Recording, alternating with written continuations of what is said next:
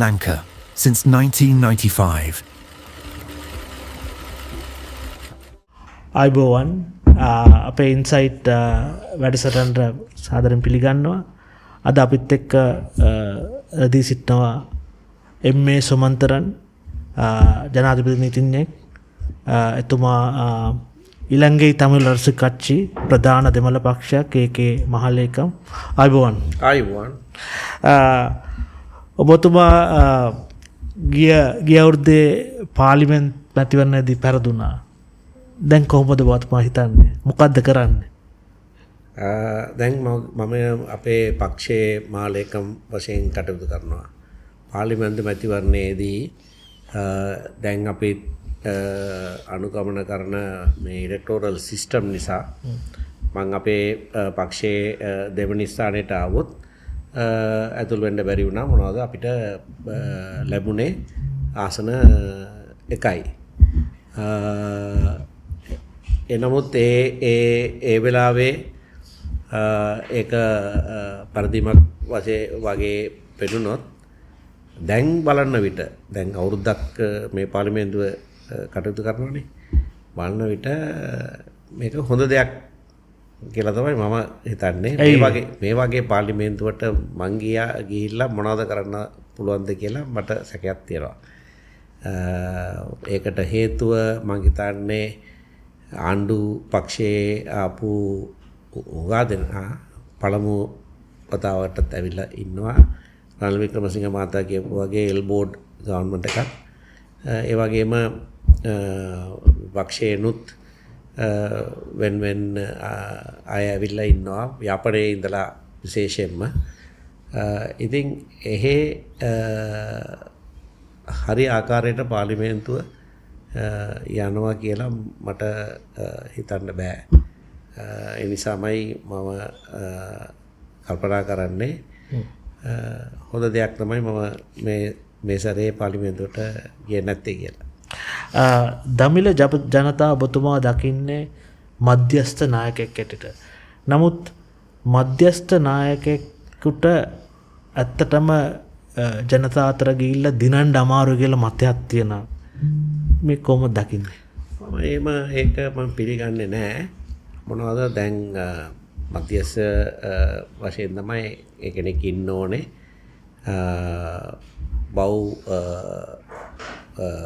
භාෂා කතා කරන සමාජයේ වෙන ප්‍රදේශවල ඉන්න අය කල්චර් වෙන කල්චර්ස් කියනවා. එතන මධ්‍යස්ථම ජීවිතය තමයි තියෙන්න ඕනේ. අන්තවාදී ලෙස ක්‍රියා කරා නම් ගැටවුල් කීපයක් මතුවෙනවා. දමළ ජනතා විශේෂම යාපන ඡන්දදායකයෝ ඒ වගේ හිතලා නැහැ. ඒ වගේ හිතනවා නම් මං හැම වෙලාවම දෙවන ස්ථානයට එන්නේ නැහැ. ඒ නිසා නැත්තම් ඡන්ද ලබා ගන්නට අපි අන්තවාද ස්ථානයට යන්න ඕනේ කියලා මම හිතන්නේ නැහැ. ඔබතුමා මං හිතන්නේ 2010 ඉඳලා පාර්ලිමේන්තුවේ හිටියා 2024 වෙනකම්.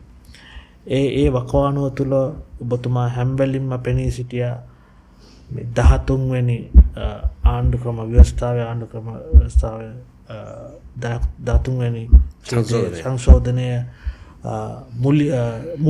මුළුමනින්ම ක්‍රියාත්මක කරන්න ඕන කියන තැනින් ඔබතුමා ස්ථාවරයෙන් හිටියා. ඇත්තටම ඒක අවශ්‍ය වෙන්නේ. ඒක අවශ්‍ය වන්නේ එහෙම බලය බෙදා හැරීම ක්‍රමයක් නැත්තොත්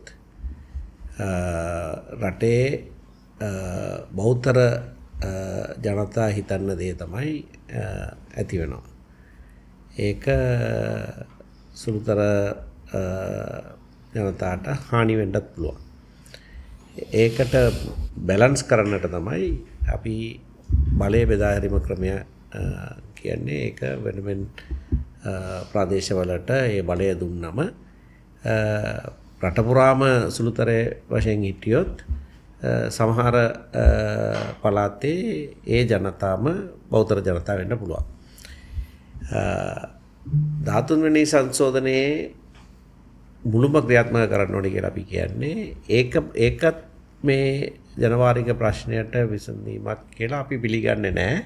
එනමුත් ඒක ෆස්ට් ස්ටෙප් වශයෙන් අපිට පිළිගන්න පුළුවන් මොනවාද පළාත් සභා ඇති කරේ ඒ සංශෝධනය තුළින්. ඉතින් ඒක මුළුම ක්‍රියාත්මක කරලා ඊටත් එහාට යන්න ඕනේ කියන තමයි අපේ ඉල්ලීම. නමුත් සුමන්ත්‍ර මහතා මම හිතන්නේ මේ රටේ ඉන්න බහුතර එහෙම නැත්නම් සිංහල ජනතාව මේක දකින්නේ මේක ඉන්දියාවෙන් ගෙනාපු සංශෝධනයක් කියලා. ඒ හින්දා සමාජයට සැකයක් තියෙනවා මේක මේ වෙන මොනාර එකට තමයි මේක ඇවිල්ලා තියෙන්නේ රට වෙන් කරන්න එහෙම නැත්නම් රට බෙදන්න ඒ විදියට කියලා.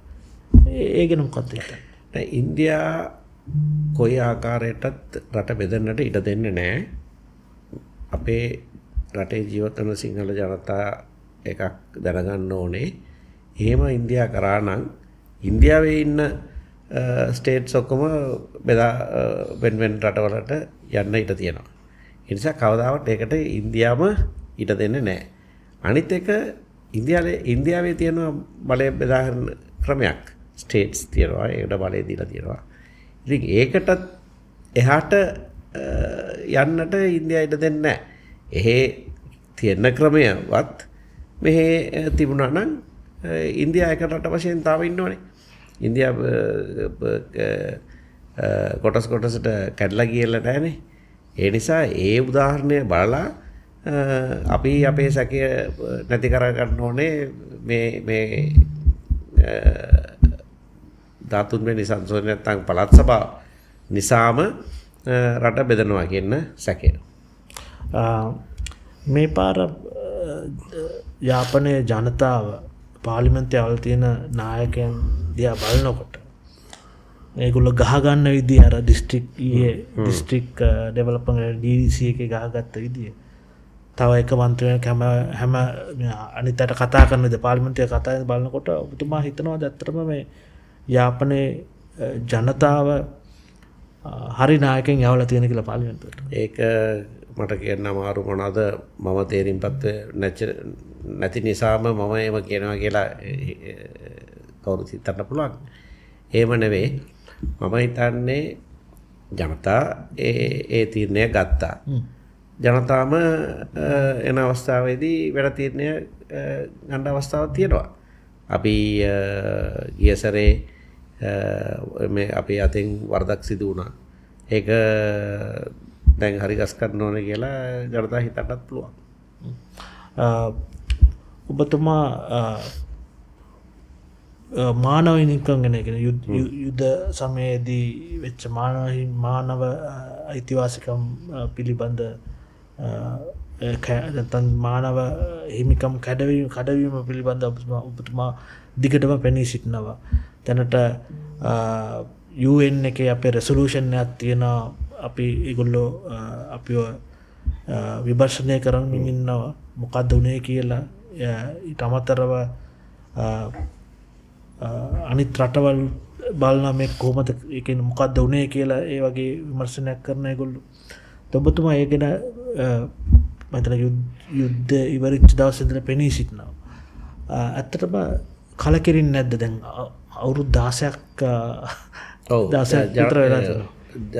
ජාත්‍යන්තර නීතිය එහෙමයි. ඒ වහාම ඒක ක්‍රියාත්මක වෙන්නේ නැහැ.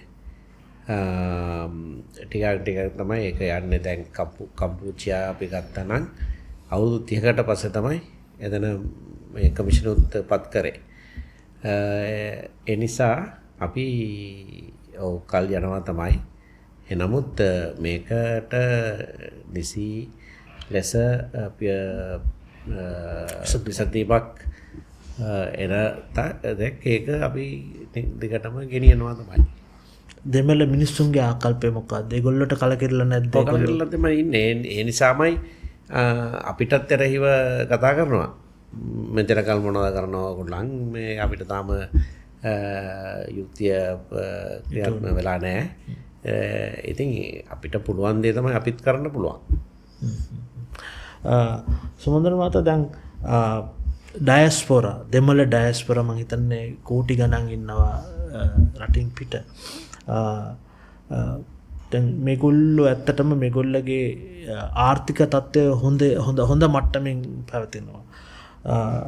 දැන් ඇත්තටම ඔගොල්ලෝ හිතන ඔගොල්ලන්ට පුළුවන් පක්ෂයටත් දමිළ නායකයන්ටත් පුළුවන් ඇත්තට මේගොල්ලන්ට කතා කරලා ආයෝජනය ගෙන්න ගන්න. ඇයි එන්නේ නැත්තේ ඒගොල්ලෝ? එන්න ඇත්තේ මේගොල්ලන් රටෙන් පිට ගියේ මෙතන ජීවත් වන්න අමාරු නිසා. ඒගොල්ලන්ට රැහිව ප්‍රචණ්ඩත්වයක් තිබුණා. ඒ නිසාමයි රටෙන් පිටත් වෙලා ගියේ.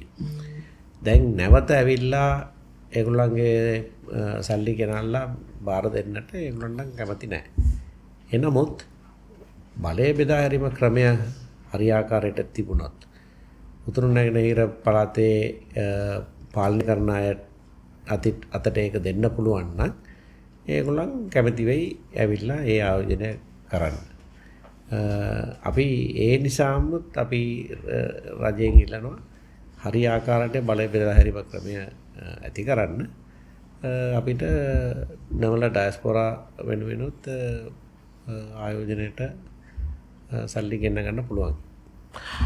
පැවතින රජය ජාතික ජනබලවේගේ රජය අනුර කුමාර දිසානායක ජනාධිපතිතුමාගේ රජය මම හිතන්නේ බොහෝ දුරට උත්තරගෙන හිතනවා. මම හිතන ගොඩාක් දේවල් අපි දැකලා තියෙනවා අනිත් නායකන්ට වඩා ඒගොල්ලෝ උත්තරට යනවා ගිහිල්ලා කතා කරන මිනිස්සුන්ට කතා කරනවා. ඇත්තටම මොන හරි දෙයක් වෙනවද උත්තරේ මේ රජය යටතේ? උත්තරට ඒගොල්ලන් යන්නේ ඉතිහාසයේ මීට පෙර අවස්ථාවේ වෙච්ච නොවන එකක් දැන් වෙලා තියෙනවා. ඒක තමයි දකුණේ ඉන්න පක්ෂයට උතුරේ ජනතා ඡන්දය දීලා තියෙනවා. ඉතින් ඒගොල්ලන් ඒක අත්හරින්න වනාවක් නැහැ. ඒක තියාගන්න ඕනේ කියලා ගිහිල්ලා මේ දේශපාලන කටයුතු කරනවා. හැබැයි තාම ඒ නිසාම එහෙ පොළවේ මොනවත් වෙලා නැහැ. දැන් හමුදා අත්පත් කරගෙන ඉන්න ඉඩම් උදරේ එකක්වත් තාම අත්හැරලා නැහැ. ඒ වගේ උදාහරණ කීපයක් කියන්න පුළුවන්. ඒ නිසා නිකන් පෙන්නලා දුන්නට අපි එනවා මේ නිතරම ඇවිල්ලා කතා කරනවා ජනතාවට කියලා ඒ කිව්වට ඇත්තම මොනවත් වෙනසක් වෙලා නැහැ. ස්තුතියි සුමන්ද්‍රන් මහතා. අපිත් එක්ක රැඳී සිටියා එම්.ඒ. සුමන්ද්‍රන් ජනාධිපති නීතිඥ මහලේකම් ඉලංගේ තමුල් අරසු කට්චි. ස්තුතියි සුමන්ද්‍රන් මහතා. ස්තුතියි අපිත් එක්ක රැඳී සිටියට. ඉන්සයිට් සමග තවත් වැඩසටහනදී අපි හමු වෙමු. Moon Lanka, since 1995.